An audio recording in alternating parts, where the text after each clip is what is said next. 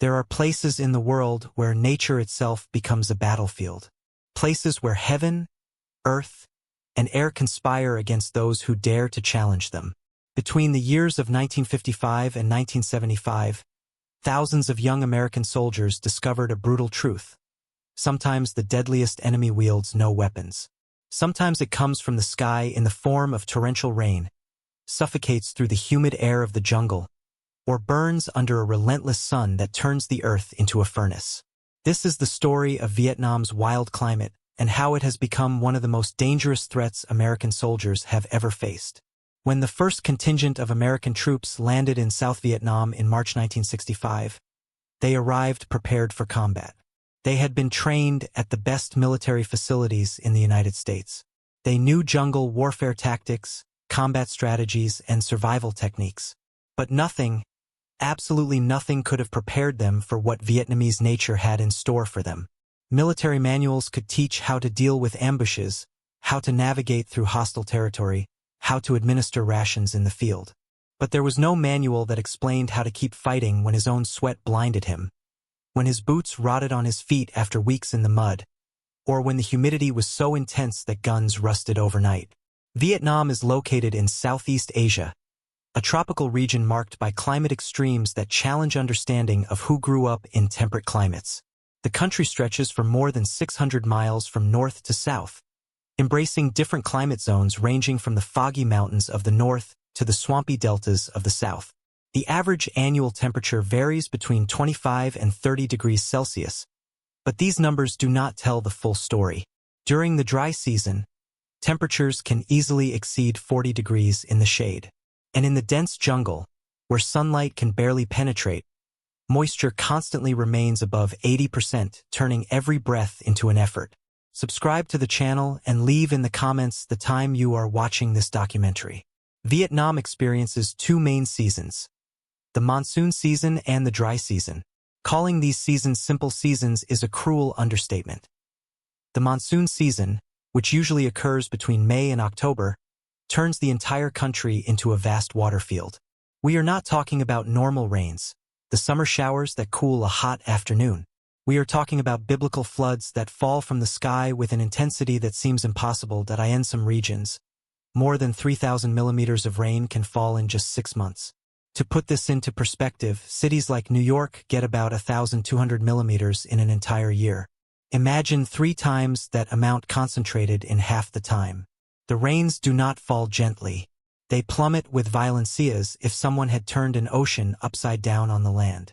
For American soldiers, the monsoon season meant living in a world where being dry was an impossible luxury. The skin began to deteriorate, developing sores that never fully healed because there was never a chance of drying out. The feet were particularly vulnerable. There was one condition the soldiers knew too well: tropical trench foot, caused by prolonged exposure to moisture, which caused the skin on the feet to become white, swollen, and extremely painful. In severe cases, the condition became severely debilitating, causing tissue damage that could take weeks to heal. Medical records from the war show that thousands of soldiers were temporarily incapacitated not by combat injuries but for foot problems caused simply by being wet for too long. Rain transformed the terrain in ways that defied belief. Trails that existed yesterday disappeared under deep mud the next day. Quiet rivers turned into raging torrents capable of dragging entire vehicles. Rice fields became vast lakes where it was impossible to distinguish the safe path. And the mud, that red mud characteristic of Vietnamese soil, acquired a consistency that seemed designed specifically to torture. It stuck to everything, heavy as wet concrete, but slippery as oil. Walking through it required twice as much energy, and each step was a battle against sucking that tried to rip the boots off the feet. There were reports of soldiers who lost their boots completely, swallowed by mud, and had to keep marching barefoot until they could get replacements. The military vehicles, designed to operate in various terrains, found their opponent in the Vietnamese mudflat. Jeeps bogged down to the axles. Supply trucks were stuck for days. Helicopters could not land in landing zones that turned into swamps overnight. Military logistics, this well-oiled machine that keeps armies running, began to creak and fail under the weight of endless water. Medical evacuations were delayed or canceled altogether because the helicopters could not take off safely. And the soldiers learned a bitter lesson. You may have all the most advanced military technology in the world, but it means nothing when it is sinking into the mud to the hood. But water brought dangers beyond simple inconvenience. The constant humidity created the perfect environment for diseases. Malaria, dengue, typhoid fever, dysentery, all found fertile ground in the humid conditions of Vietnam. Mosquitoes multiplied by the millions in the countless bodies of stagnant water that came with the rains. Each bite posed a real risk of contracting serious illnesses that led to weeks of debilitating fever. Estimates suggest that for every soldier wounded in combat, 3 or 4 were sick from environmental-related illnesses. Malaria alone infected hundreds of thousands of soldiers during the conflict. And unlike gunshot wounds, which were unique events that could be treated and cured, these illnesses were recurrent, persistent, and returning repeatedly to torment the same individuals. Contaminated water was another constant problem. During the monsoon season, it was almost impossible to find clean drinking water. Rivers and streams overflowed, mixing with sewage and rice fields fertilized with human and animal waste. Drinking this water was to risk cholera, hepatitis, or a dozen other intestinal infections that could severely debilitate a strong man in a matter of weeks. Soldiers were given water purification tablets, but these had limited capacity against the toxic soup that many water sources became. And in combat situations, when you are desperately thirsty after hours of marching under the tropical sun, the temptation to drink any available water, treated or not, was almost irresistible. When the monsoon season was finally over, the soldiers could be forgiven for thinking the worst was over. But Vietnam had other tortures in store. The dry season, which runs roughly from November to April, brought its own set of horrors. The soil that had been mud just weeks before cracked and hardened under an inclement sun. And the humidity, which never really disappeared completely due to the proximity of the ocean and the dense vegetation, transformed each day into an outdoor sauna experience. Imagine wearing a full military uniform, carrying 20 or 30 kilograms of equipment, and trying to function under temperatures that regularly exceeded 40 degrees with humidity close to 90%. The human body has limits. There is a point beyond which you simply can no longer regulate your own temperature. When the outside temperature and humidity are both too high, the sweat does not evaporate efficiently. And if the sweat does not evaporate, it does not cool the body. It's like having an air conditioner that's on but doesn't work. The body continues to produce sweat, desperately trying to cool itself, but that sweat just drains uselessly, taking with it precious salts and minerals but providing no relief from temperature. Dehydration happens quickly, often before the soldier realizes how desperate his situation has become. And with dehydration comes heat exhaustion, cramps, mental confusion, and eventually heat stroke, an extremely serious medical emergency that requires immediate treatment. The numbers of heat casualties during the Vietnam War are impressive.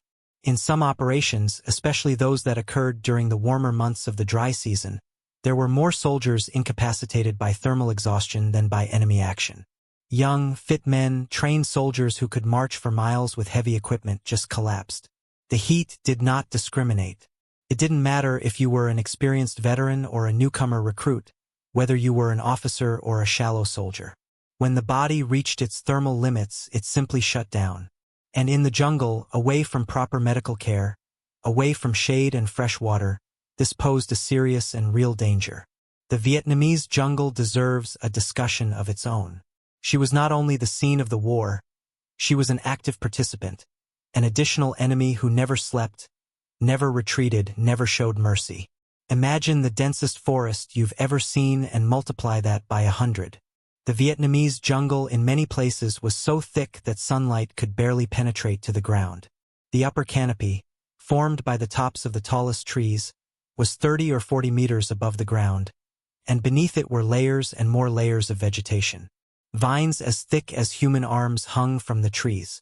Bamboos grew so densely that it was impossible to see more than a few meters ahead. The soil was covered with a layer of decaying leaves, fallen branches, exposed roots, and all sorts of low plants with thorns cutting leaves or poisonous sap. Moving through this jungle was less like walking and more like fighting. Every step had to be conquered. Machetes were essential tools, constantly used to cut a path through vegetation. But the track-cutting work was exhausting, especially in the heat, and the sound of metal versus would echoed through the forest, announcing its presence to anyone listening. Sailing was almost impossible. Without visible landmarks, no horizon to orient yourself, it was easy to completely lose your sense of direction. Compasses were essential, but even with them, maintaining a straight course through the dense jungle required constant concentration. And if you lost your drive, if you were separated from your group by just a few meters, it could take hours to get together, hours during which you were completely vulnerable and alone. But the jungle wasn't just physically challenging. She was alive in ways that were deeply disturbing to soldiers coming from temperate urban or rural environments. The noise was incessant. During the day, insects buzzed in dense clouds. Birds screamed. Monkeys howled in the trees at night. A whole new orchestra of nocturnal sounds took over. And among all these natural sounds, it was almost impossible to distinguish the sounds of real danger. Was that snap a branch broken by an approaching enemy soldier or just an animal? Was that rustling in the leaves wind or human movement? The jungle played with the minds of the soldiers, turning each sound into a potential threat, keeping them in a constant state of tense alertness that depleted them mentally and emotionally as much as physically. And then there were the creatures. Vietnam is home to some of the most dangerous life forms on the planet. Poisonous snakes were common. The bamboo viper, the green snake, the kite, all capable of delivering potentially fatal bites. These snakes were often difficult to see, camouflaged perfectly in their natural environment. Soldiers could lay their hand on a snake without realizing it, or step on one while marching. Snake bites were serious medical emergencies, but evacuating someone from the dense jungle for medical treatment could take hours or even days, during which time the poison continued its destructive work. Many soldiers developed a paralyzing fear of snakes, obsessively checking their sleeping bags, their boots, anywhere a snake could hide. But snakes weren't the only dangers. There were spiders the size of plates, scorpions hiding in equipment, bloodsuckers that infested every body of water and many wet areas of the jungle. These leeches were particularly horrible. They stuck to the skin without you feeling it, injecting an anticoagulant that kept the blood flowing even after they fell or were removed. Soldiers often found that they were covered in leeches only when they stopped to rest and noticed blood trickling down their legs. Removing the leeches was a daily ritual, and the wounds they left often became infected in the moist, dirty jungle environment. Giant centipedes, some more than 30 centimeters long, roamed the forest floor. Their stings were extremely painful and could cause swelling, fever, and, in rare cases, severe allergic reactions. Fire ants formed huge colonies and attacked en masse anyone who disturbed their nests, their stings causing burning pain and blisters. And there were the mosquitoes, ubiquitous, relentless, carriers of malaria, dengue, and Japanese encephalitis. They attacked in clouds so dense that it was impossible not to breathe some. Repellents only helped minimally. The constant sound of his hum became part of the war soundtrack, a continual reminder that danger came in all shapes and sizes. Limited visibility in the jungle had profound tactical implications. Fighting often took place at distances measured in meters, not hundreds of meters as in open ground. You could hear the enemy before you saw him. You could be a few steps away from opposing soldiers and not know. Ambushes were terribly effective because the first sign of danger was often the sound of gunfire, and by that time it was too late to seek adequate cover. The jungle strongly favored those who knew it intimately, who had grown up in it, who understood its rhythms and patterns. For American soldiers, many of whom had never seen a tropical jungle before being sent to Vietnam, it was an alien and hostile environment where every instinct had to be relearned. The combination of extreme heat and dense vegetation created situations of physical exhaustion that are hard to imagine. During search and destroy operations, soldiers often carried equipment that weighed as much as half their own body weight. Weapons, ammunition, rations, water, communication equipment, bulletproof vests all added up. And then they had to move through the toughest terrain imaginable, under temperatures that turned the simple act of breathing into hard work. Men lost 5, 10, even 15 pounds in a single operation that lasted a few days. Dehydration was a constant threat, but water was heavy to carry, and natural springs were often contaminated. Combat rations, known as sea rations, were designed to provide adequate nutrition, but eating in extreme heat was their own ordeal. Appetite disappeared when his body was focused on just trying to cool itself. Forcing yourself to eat when you had heat nausea required discipline. And when supplies were delayed or failed to arrive, hunger joined the heat, moisture, fear, and depletion in a toxic mix that tested the mental toughness of each soldier. Some men simply stopped functioning, not out of cowardice or unwillingness, but because their bodies and minds had reached the absolute limit of what they could bear. The psychological effects of the Vietnamese environment cannot be underestimated. The constant stress of operating in such extreme conditions had a profound mental cost. Heat itself can affect clear thinking. Studies have shown that prolonged exposure to high temperatures can impair cognitive function, making it harder to make decisions, process information, or maintain concentration. For soldiers who needed to remain alert, who could be called upon to make critical decisions in fractions of a second, this cognitive decline posed a significant risk. Add to that chronic sleep deprivation common in combat zones, and you had men operating in severely compromised mental states. Constant fear also took its toll.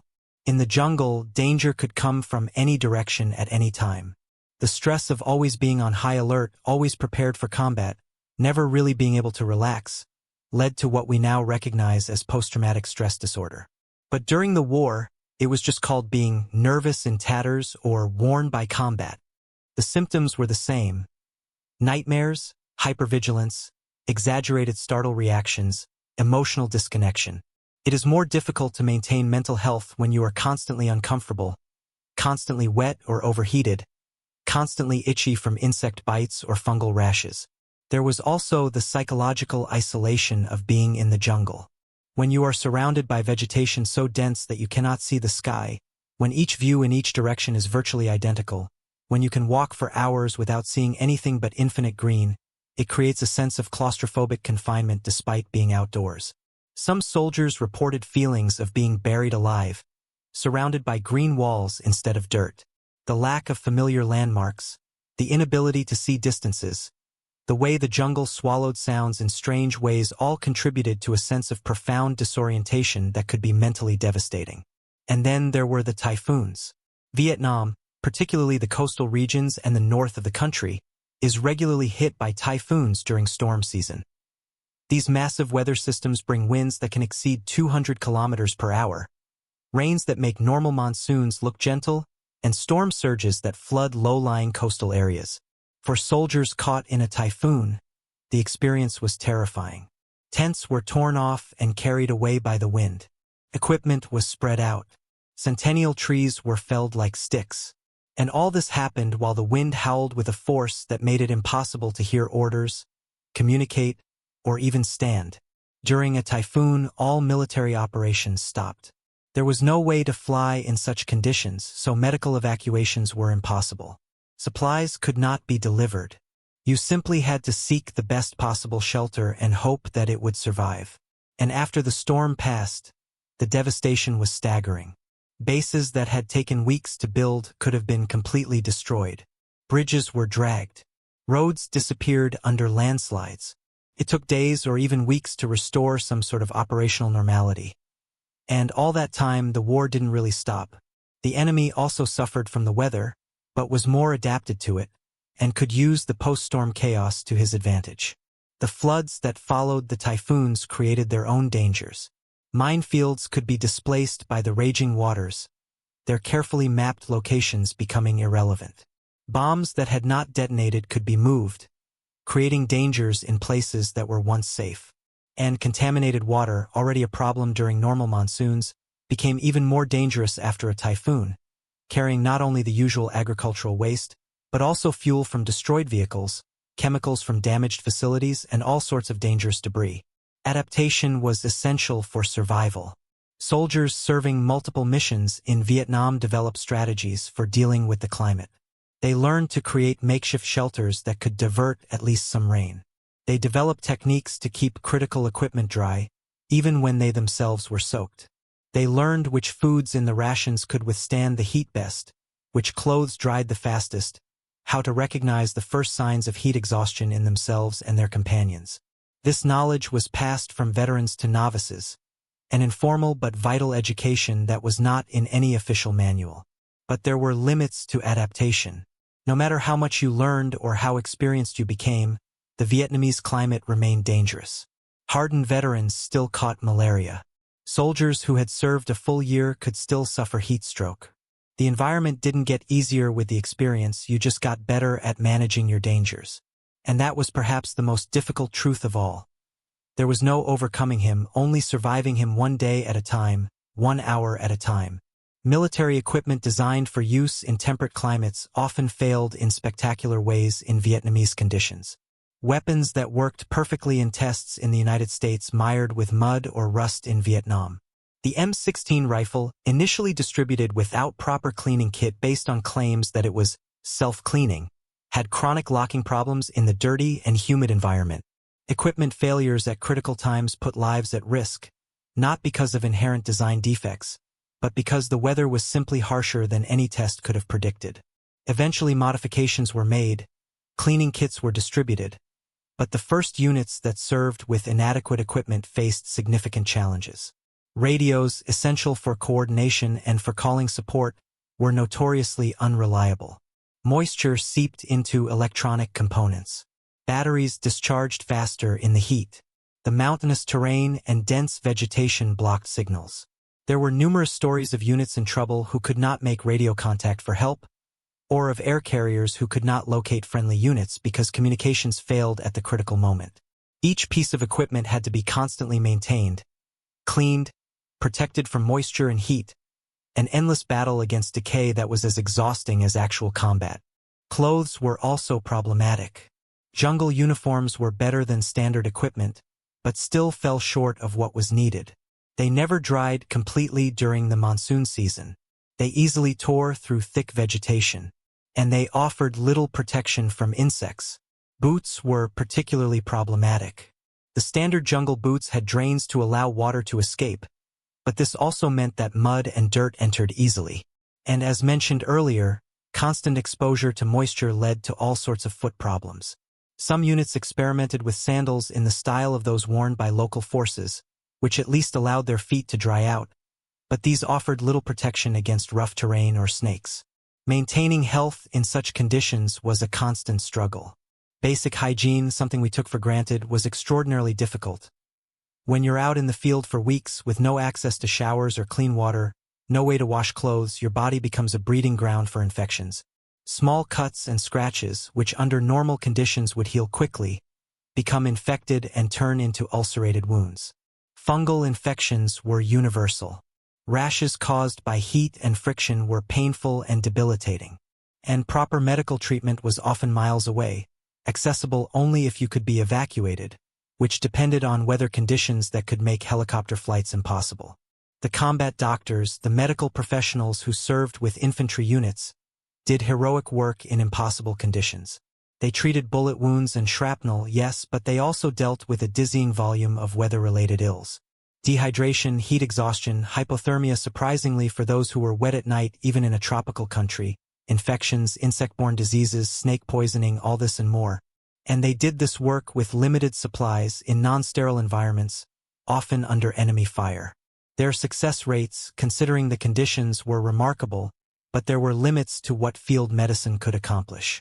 Medical evacuation by helicopter, known as medevac, saved countless lives during the war. The ability to get serious injuries off the battlefield and into field hospitals in a matter of minutes or hours was revolutionary. But this ability depended completely on the climate. During severe storms, typhoons, or even heavy rain with low visibility, helicopters could not fly. And during these periods, wounded people had to wait, suffering, with conditions that worsened when time passed and treatment was impossible. The frustration of knowing that help was available, that there were surgeons and blood and antibiotics just a few miles away, but that the weather made it impossible to get there, was an added cruelty. The mountainous terrain of central and northern Vietnam added another dimension of challenge. Jungle-covered mountains are perhaps the most difficult environment for military operations. The slope alone makes the movement exhausting. Loading heavy equipment up steep slopes under tropical heat was a Herculean effort that left even the most fit soldiers exhausted. And getting down was almost as difficult as climbing, with the constant risk of slipping, twisting ankles, or falling directly into ravines. The terrain channeled movement on predictable paths, making ambushes even more effective. And evacuating wounded from mountainous terrain was extremely difficult, often requiring unit mates to carry the wounded along miles of difficult trails before reaching a location where helicopters could land. The altitude in the mountains also brought different climate challenges. While the plains cooked in tropical heat, the higher altitudes could be surprisingly cold, especially at night. Soldiers who had spent the day sweating under the sun found themselves shivering after dark, their sweat-soaked uniforms now frozen against their skin. Hypothermia was a real risk in the northern mountains, particularly during winter when temperatures could drop to near zero. The shift between extreme heat during the day and cold at night put additional strain on already stressed bodies. Mist was common in the mountains, particularly during certain seasons. Dense fog benches could roll in minutes, reducing visibility to virtually zero. This made navigation even more difficult and could completely isolate units, cutting off visual support and making helicopter travel impossible. Soldiers reported the surreal experience of being surrounded by complete white, unable to see beyond a few feet, the sounds muffled by mist, creating a sense of total isolation even when their unit mates were just steps away. The rivers of Vietnam presented their own sets of dangers. During the dry season, many were relatively quiet and could be traversed with care. But during the monsoons, they turned into raging torrents. The water ran brown and fast, carrying uprooted trees, debris, and all sorts of dangerous material. Crossing such rivers was risky, and soldiers occasionally drowned or were dragged away from their units. And even when rivers were navigable, they still harbored dangers. Saltwater crocodiles, sometimes growing up to 6 meters long, inhabited many waterways. These predators posed a real threat, and soldiers had to be constantly alert when crossing aquatic areas or working near riverbanks. The river deltas in southern Vietnam were a completely different environment. A vast network of canals, flooded rice fields, and mangroves, the delta was a water maze where dry land was scarce. Movement was almost entirely by boat, and ambushes could come from any direction. The water was everywhere, stagnant and dirty, creating perfect conditions for mosquitoes and leeches. And because everything was at sea level or below, flooding during monsoons or typhoons was catastrophic, covering entire areas under meters of water for days or weeks. The psychological impact of operating in such aquatic environments cannot be underestimated. There is something deeply disturbing about never being completely on dry land, about always being surrounded by water that you cannot see through, about knowing that the ground you step on can give way to unexpected depth at any time. Soldiers developed a constant fear of sinking, of being pulled down by mud or their heavy equipment if they fell into deep water. And this fear was not irrational. Men occasionally drowned in rice fields or canals, especially if they were injured or disoriented. Operation Popeye, a cloud seeding program conducted between 1967 and 1972, attempted to extend the monsoon season over the Ho Chi Minh Trail, the main supply route from north to south, preventing movement of troops and supplies. Rockets loaded with silver iodide were fired into rain clouds, triggering additional precipitation. The program was classified and its existence was not publicly recognized until after the war. Its success is questionable. The Ho Chi Minh Trail continued to function, but it represents one of the first attempts to use the weather as a weapon. Ironically, while one side was trying to create more rain, both sides were fighting the effects of the rain that already existed. It was a tacit recognition that the weather was perhaps the most powerful force on the battlefield, more influential than weapons, tactics, or troop numbers. Generals could plan complex operations, but the climate had veto power over everything. A well-timed typhoon could do more to disrupt military operations than any enemy action. And that was a kind of power that no amount of technology or military force could overcome. The impact of the Vietnamese climate extended beyond the immediate battlefield. Veterans returning from the United States often carried with them not only psychological memories of trauma, but physical medical conditions that were direct consequences of their exposure to the extreme environment. Tropical diseases like malaria could remain dormant for years, resurfacing long after the veteran had left Vietnam. Respiratory problems resulting from years of breathing moist air laden with fungal spores and other contaminants affected some veterans for the rest of their lives. Foot and joint problems, consequences of marching through brutal terrain while carrying heavy loads, caused chronic pain decades later. There was also the enduring psychological aspect. Veterans often reported that certain types of weather triggered vivid memories, almost flashbacks of their experiences in Vietnam. The sound of heavy rain, the feeling of oppressive humidity on a hot summer day, the smell of decaying vegetation, all of these could instantly transport a veteran back into those jungles, back into that heat, back into that fear. It was as if the weather had etched itself so deeply into his memories that it had become an inseparable part of his war experience. The lessons learned about operating in extreme weather environments shaped military training and preparation for decades later. The U.S. Army established jungle schools, most notably in Panama, where soldiers could train in conditions similar to those they would face in tropical environments. Equipment has been redesigned with the challenges of Vietnam in mind. More attention was paid to environmental considerations in operational planning. Climate went from being seen as just another factor to be considered to being recognized as a critical dimension of war that could determine success or failure regardless of other considerations. But perhaps the most important lesson, the most difficult to learn, was humility in the face of natural forces. Advanced military technology, air superiority, superior weapons, none of this could overcome the fundamental challenges posed by a naturally hostile environment. You could have all the helicopters in the world, but they did not fly in typhoons. You could have the best rifles, but they rusted in the moisture. You could have the best trained soldiers, but they still succumbed to heat exhaustion. Nature did not respect military power or human will. She simply was indifferent to the human conflicts being waged within her. For the individual soldiers who served in Vietnam, the climate was not an abstraction or a statistic. It was a constant, immediate, and often terrifying presence that shaped every moment of every day.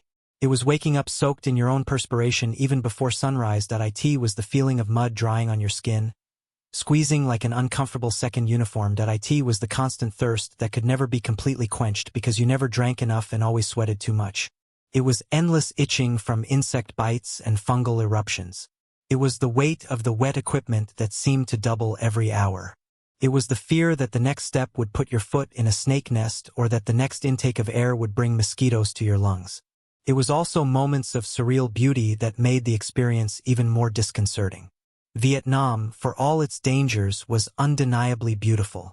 Sunrises that painted the sky in impossible shades of orange and pink. The way the light filtered through the jungle canopy in almost solid rays.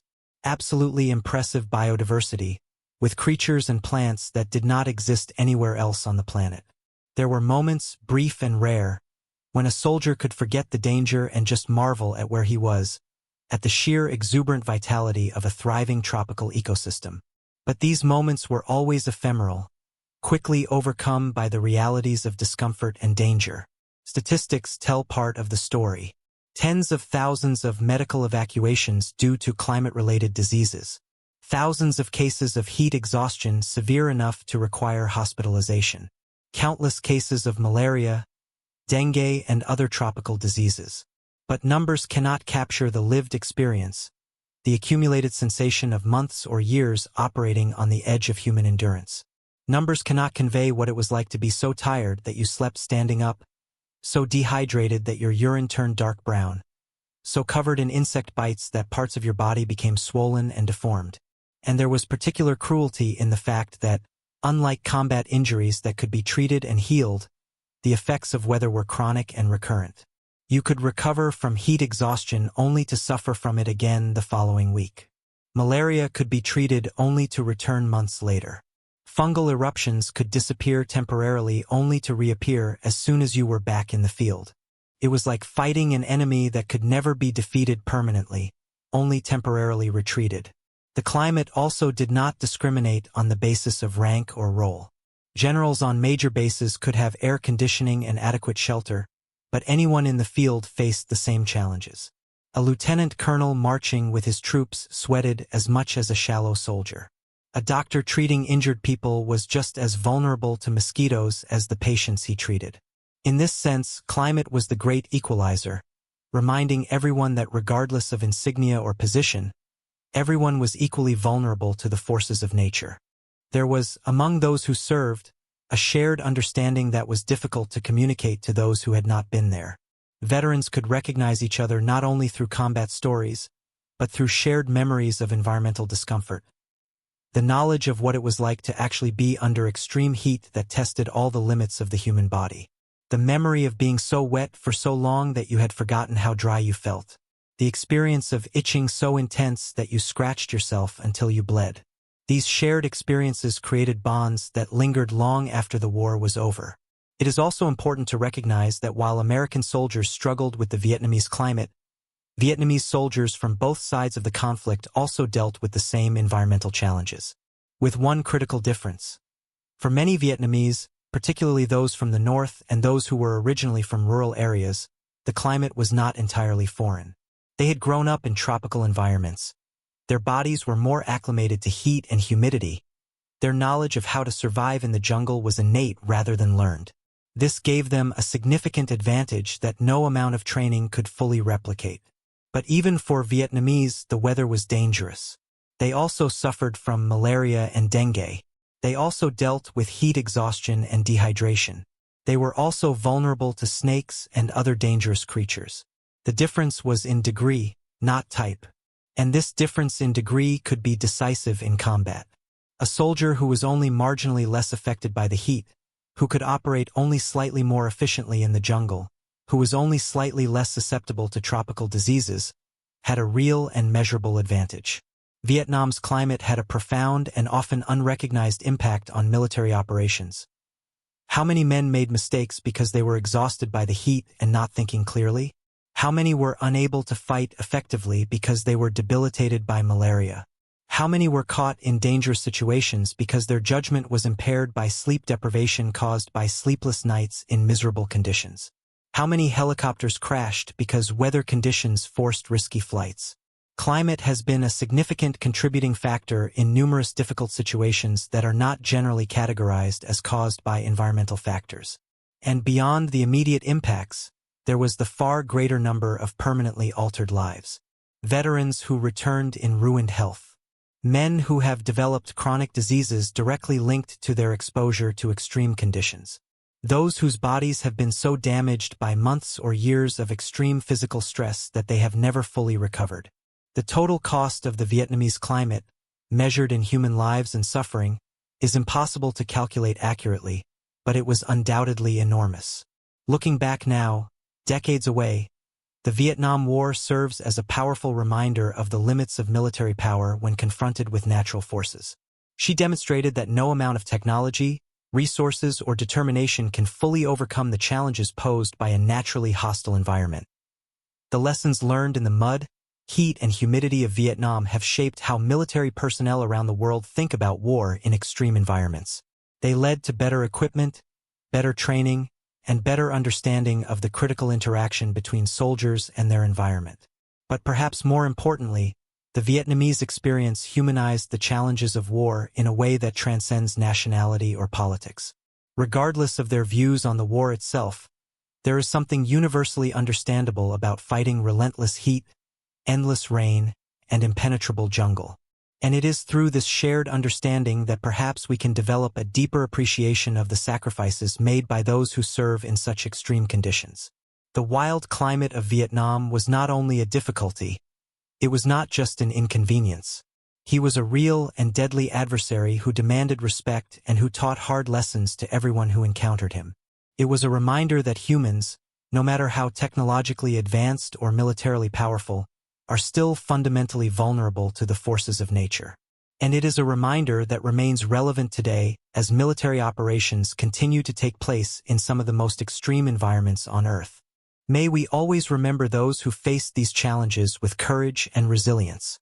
May we honor their sacrifices not only by remembering their service in combat, but also by acknowledging the silent battles they waged against an enemy who never carried a weapon, but who was no less deadly for it.